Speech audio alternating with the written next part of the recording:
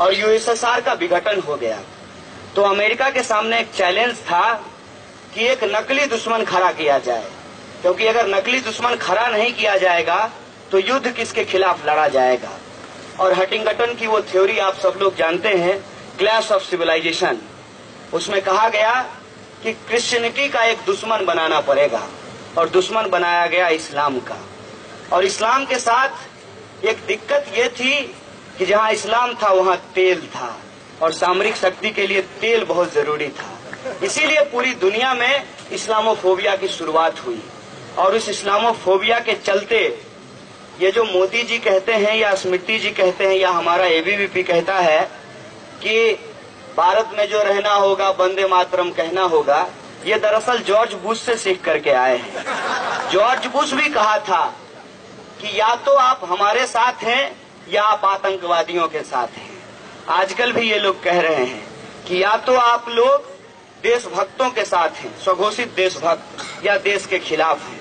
कौन तय करेगा कि देश क्या है और देश के पक्ष में क्या है और देश के विपक्ष में क्या है। जब हम संविधान का नाम लेते हैं तो इनको थोड़ी मिर्ची लगनी शुरू हो जाती है, लेकिन हम क्या करें, मिर्ची लगती है तो लगती है। संविधान से बेहतर कोई चीज हमारे पास है नहीं, इसीलिए हम हमेशा संवैधानिक होने की बात करते हैं।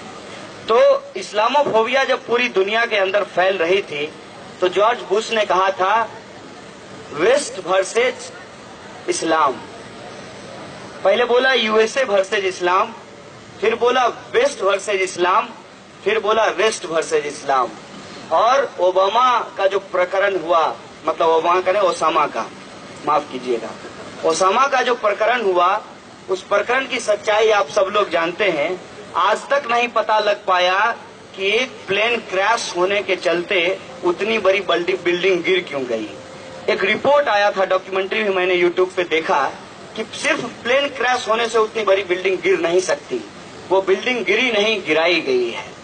पहले उसको खड़ा किया गया यूएसएसआर के खिलाफ, फिर उसको मारा गया पूरी दुनिया को यूनाइट करने के लिए। ये इस तरीके से इस्तेमाल करते हैं धर्म का, जाति का, लोगों का और विचारधारा का। और आजकल ये इस्तेमाल करना चाहते हैं भगत सिंह का। लेकिन इनको हम बता दें कि भगत सिंह को इस्तेमाल करना इतना आसान नहीं है, क्योंकि जब तुम हिंदू राष्ट्र बनाना चाहते हो तो भगत सिंह को अपनाओगे कैसे, क्योंकि उन्होंने लिखा है मैं नास्तिक क्यों हूँ। तो किसी नास्तिक को अपना आइकन कैसे बना पाओगे? अगर बनाओगे तो फिर हिंदू राष्ट्र कैसे बनाओगे? ये इनकी दिक्कत है। इसीलिए ये भगत सिंह से प्रेम नहीं दिखा रहे हैं। भगत सिंह को जो मानने वाले लोग हैं ये उनके खिलाफ अपनी नफरत दिखा रहे हैं। इस बात को हमको समझना पड़ेगा। इसीलिए दोस्तों, जो यूनिटी की बात बार बार की जा रही है वो इसलिए की जा रही है कि ब्रेख्त ने कहा था कि कभी आपका नंबर भी आ सकता है। आज बिपिन चंद्रा निशाने पे हैं, कल को आप निशाने पे होंगे। इसीलिए डिफरेंसेस रखते हुए, असहमति रखते हुए इस बात पे सहमत होइए कि अगर इस तरीके के हस्तक्षेप को रोका नहीं गया यूनिवर्सिटी के अंदर। मंत्री जी, आज मैं एक चुटकुला सुन रहा था रेडियो मिर्ची पे, उसमें पूछा कि दिल्ली का तापमान कितना है, वो बोला 40 डिग्री। बोला शुक्र कीजिए 41 डिग्री नहीं है, अगर मंत्री जी के पास एक और डिग्री होती तो 41 डिग्री होती। तो मंत्री जी के पास खुद डिग्री नहीं है और वो क्या कर रहे हैं, प्रबुद्ध शिक्षकों को जो बेचारे पढ़ पढ़ करके अपना आंख खराब कर लिए लाइब्रेरी में, उनके बारे में डिग्री बांट रही है कि ये लोग इंटेलेक्चुअल टेररिस्ट हैं। कितना अच्छा शब्द दिया है इन्होंने।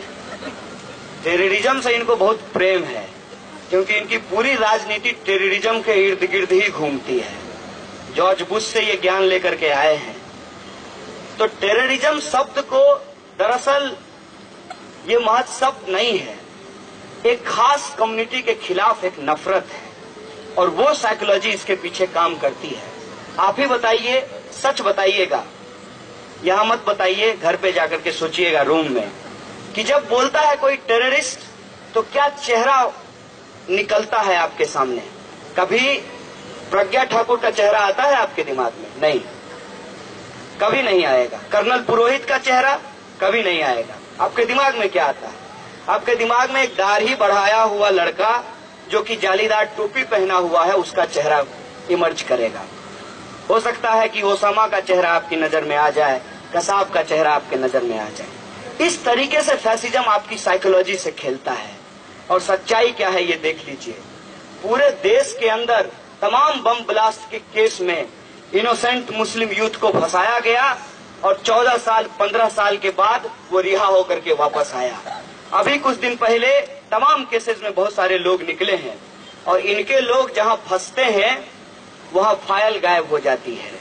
मालेगांव बम ब्लास्ट के फाइल को पांव लग गया है, वो अचानक से गायब हो गई है। कुछ फाइल इनके सरकार में आते ही गायब हो जाती है और कुछ फाइल को ये लोग जला देते हैं। आपको मालूम होगा कि जब ये नई सरकार आई तो बहुत सारे फाइल को ये कह करके जला दिया गया कि ये बेकार फाइल है, इसको रखने में दिक्कत हो रही है।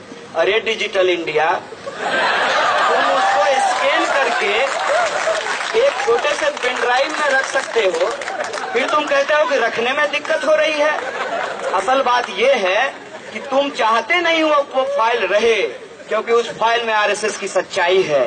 इनको बड़ा प्रेम उमड़ रहा है सुभाष चंद्र बोस से। आजकल सुभाष चंद्र बोस को बहुत प्रेम से ये नाम ले रहे हैं। तो हम कहते हैं कि अपनी पार्टी बंद करो। और सुभाष चंद्र बोस ने एक पार्टी बनाई थी फॉरवर्ड ब्लॉक, तो सब संगी जाकर के फॉरवर्ड ब्लॉक ज्वाइन करो, तब हम समझेंगे कि तुमको सुभाष चंद्र बोस से प्रेम है। और एक और सच्चाई जान लो कि ये फॉरवर्ड ब्लॉक जानते हो किसके खिलाफ चुनाव लड़ती है? बीजेपी के खिलाफ चुनाव लड़ती है, सीपीएम और सीपीआई के साथ मिलकर के। ये सच भी जान लो। एक सच तुमको और बता देते हैं इस देश का, जितने भगत सिंह के साथी थे जो बच गए, जिसको अंग्रेज मार नहीं पाए, जिनके खिलाफ फणीश्वर घोष जैसा कोई गवाह नहीं मिल पाया, वो सब लोग बाद में कम्युनिस्ट मूवमेंट को ज्वाइन किए और कम्युनिस्ट पार्टी ऑफ इंडिया के जनरल सेक्रेटरी हुए। जो हमारे अजय घोष हैं, वो भगत सिंह के बहुत अच्छे मित्र थे, वो कम्युनिस्ट पार्टी ऑफ इंडिया के जनरल सेक्रेटरी थे। तमाम लोग, बटुकेश्वर दत्त, मैं इस बार गया था पटना, उनके ऊपर माल्यार्पण करके आया हूँ। वो बिहार विधान परिषद के मेंबर थे बटुकेश्वर दत्त। ये सब लोग डेमोक्रेसी में विश्वास करते थे। अगर तुमको भरोसा है भगत सिंह के ऊपर तो डेमोक्रेसी में विश्वास करो और फ्रीडम ऑफ एक्सप्रेशन का जो फंडामेंटल राइट है लोगों का, उस पर हमला करना बंद करो। ये तय करेगी यूनिवर्सिटी की क्या पढ़ाया जाएगा, क्या नहीं पढ़ाया जाएगा, ये मनुस्मृति ईरानी तय नहीं करेंगी, क्योंकि वो तय करने के लिए अप्रोप्रिएट नहीं है। ये स्टूडेंट टीचर तय करेंगे कि उनको क्या पढ़ना और क्या पढ़ाना है और क्या शब्द होना चाहिए और क्या शब्द नहीं होना चाहिए। और समय के साथ शब्द का कॉन्टेक्स्ट बदल जाता है। मैं डिफेंड नहीं कर रहा हूँ टेररिस्ट बट को, लेकिन मुझे लगता है कि उस दौरान जिस टेररिज्म का साइकोलॉजी आपके दिमाग में अभी काम करता है, उस वक्त नहीं करता था, क्योंकि ये टेररिज्म 1990 से पहले पूरी दुनिया में नहीं थी। जिस टेररिज्म को लेकर के आज इतना बड़ा पॉलिटिक्स हमारे सामने खड़ा किया जा रहा है, इस्लामोफोबिया पूरी दुनिया में नहीं थी जिसको लेकर के आतंकवाद को इतना बड़ा मुद्दा बनाया जा रहा है।